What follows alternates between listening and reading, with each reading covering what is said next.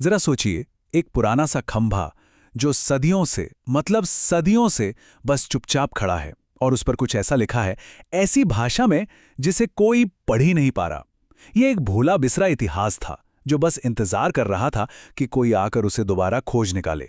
तो चलिए, आज हम इतिहास की इसी धूल को हटाते हैं और उस खोज की कहानी को सामने लाते हैं। तो हमारी कहानी की शुरुआत होती है साल 1837 में, इलाहाबाद के एक धूल भरे किले से। यहां पर एक बहुत बड़ा पत्थर का पिलर था। लोग जानते तो थे कि ये अशोक का स्तंभ है, लेकिन इस पर जो लिखा था ना, वो एक ऐसी पहेली बन चुका था जिसे कोई सुलझा ही नहीं पा रहा था। फिर एंट्री होती है जेम्स प्रिंसेप की, जो एक अंग्रेज स्कॉलर थे। उन्होंने जब इन निशानों को समझना शुरू किया तो मानो इतिहास के पन्नों से एक गुमनाम, एक बहुत ही शक्तिशाली राजा की कहानी उभरने लगी। उसमें लिखा था, एक ऐसा राजा जिसकी तलवार के आगे कोई भी नहीं टिक पाता था। और आगे लिखा था कि वो शासक युद्ध के मैदान में तो यमराज की तरह भयंकर था, लेकिन जब बात दान देने की आती थी तो वो कुबेर जितना ही उदार था। मतलब शक्ति और उदारता का एक कमाल का कॉम्बिनेशन। तो जैसे जैसे ये पहेली के टुकड़े जुड़ते गए, सबके दिमाग में बस एक ही सवाल घूम रहा था कि आखिर ये महान सम्राट था कौन, जिसे इतिहास ने इस तरह भुला दिया था। और फिर सदियों की खामोशी टूटी और वो नाम सामने आया, समुद्रगुप्त। राजाओं का राजा, एक महाराजाधिराज जिसकी कहानी समय की परतों में कहीं खो सी गई थी। लेकिन सुनिए, सम्राट बनने तक का उनका सफर कोई आसान नहीं था। ये फूलों का ताज नहीं बल्कि कांटों से भरा था। ये कोई सीधी साधी विरासत नहीं थी। ये तो एक ऐसा सिंहासन था जिसे लड़कर, संघर्ष करके जीतना पड़ा था। हुआ ये कि उनके पिता चंद्रगुप्त प्रथम ने अपने बड़े बेटों को छोड़कर उन्हें अपना उत्तराधिकारी चुना। प्रयाग प्रशस्ति में तो साफ साफ लिखा है कि जब ये ऐलान हुआ तो दरबार में बैठे बाकी राजकुमारों के चेहरे निराशा से लटक गए, मुरझा गए थे। इसमें एक और बड़ी बात थी, उनकी मां का शक्तिशाली लिच्छवी खानदान से होना। और कहानी यहीं खत्म नहीं होती। कुछ ऐसे सिक्के भी मिले हैं जिन पर काच नाम के एक राजा का जिक्र है। ज्यादातर इतिहासकार यही मानते हैं कि ये शायद समुद्रगुप्त के ही कोई भाई थे जिन्होंने राजगद्दी के लिए बगावत कर दी थी। ये हमें एक ऐसे सिविल वॉर की तरफ इशारा करता है जिसे समुद्रगुप्त को जीतना ही पड़ा। तो चलिए अब जरा ये समझते हैं कि समुद्रगुप्त को इतना महान क्यों माना जाता है। देखिए, उनकी असली काबिलियत सिर्फ तलवारबाजी में नहीं थी, बल्कि उनकी जबरदस्त 4 डायमेंशनल ग्रैंड स्ट्रैटेजी में थी, जिससे उन्होंने अपना साम्राज्य खड़ा किया। उनके दिमाग की सबसे दिलचस्प बात क्या थी पता है? कि उनके पास हर चुनौती के लिए एक अलग प्लान था, एक अलग पॉलिसी। ऐसा नहीं था कि एक ही तरीके से सबको हाँक दिया, नहीं।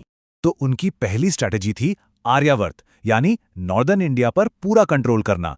उन्होंने यहाँ के राजाओं को, कह सकते हैं, बलपूर्वक जड़ से उखाड़ फेंका और उनके राज्यों को सीधे सीधे अपने एम्पायर में मिला लिया। इससे क्या हुआ?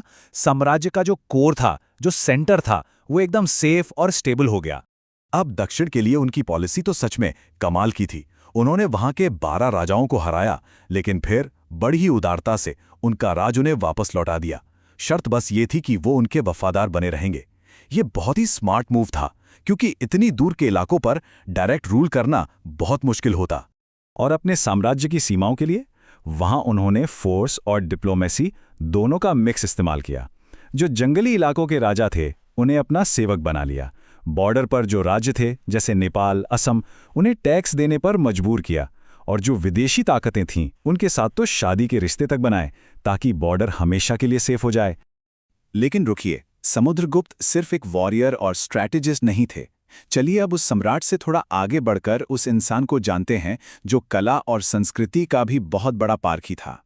समुद्रगुप्त की पहचान सिर्फ एक विजेता की नहीं है। उनके कुछ बहुत ही रेयर सिक्के मिले हैं जिनमें वो वीणा बजाते हुए दिखाए गए हैं। ये इस बात का पक्का सबूत है कि उन्हें संगीत से कितना गहरा लगाव था। सच में वो एक मल्टी टैलेंटेड पर्सनैलिटी थे। उन्हें कविराज यानी कवियों का राजा भी कहा जाता था। उन्होंने हरिशेन जैसे बड़े बड़े विद्वानों को अपने दरबार में जगह दी और संस्कृत लिटरेचर के एक नए दौर की शुरुआत की।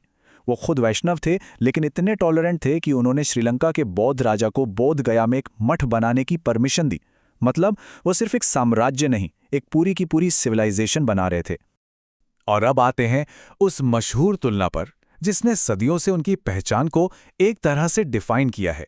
क्या वो सच में भारत के नेपोलियन थे? देखिए, इतिहासकार वीएस स्मिथ ने उन्हें भारत का नेपोलियन कहा। सुनने में तो ये बहुत बड़ी तारीफ लगती है ना, लेकिन क्या ये टाइटल उनकी असली विरासत के साथ पूरा न्याय करता है? जब हम दोनों को आमने सामने रखकर देखते हैं तो बड़े फर्क नजर आते हैं। नेपोलियन की स्ट्रेटजी बहुत रिजिड थी, जबकि समुद्रगुप्त की फ्लेक्सिबल। सबसे बड़ी बात, समुद्रगुप्त अपनी जिंदगी में एक भी लड़ाई नहीं हारे, जबकि नेपोलियन को वाटरलू में एक जबरदस्त हार का सामना करना पड़ा। समुद्रगुप्त ने एक ऐसा गोल्डन एज बनाया जो लंबे समय तक चला। नेपोलियन का साम्राज्य तो उसी के साथ खत्म हो गया। तो शायद हमें इस पूरी तुलना को ही पलट कर देखने की जरूरत है। ये कहना ज्यादा सही नहीं होगा कि नेपोलियन फ्रांस का समुद्रगुप्त था, बजाय इसके कि समुद्रगुप्त भारत के नेपोलियन थे। समुद्रगुप्त की कहानी हमें एक आखिरी और बहुत गहरे सवाल पर लाके छोड़ देती है। इतिहास में असल महानता क्या है? सिर्फ जंग जीत लेना या फिर एक ऐसी मजबूत विरासत बनाना जो सदियों तक कायम रहे?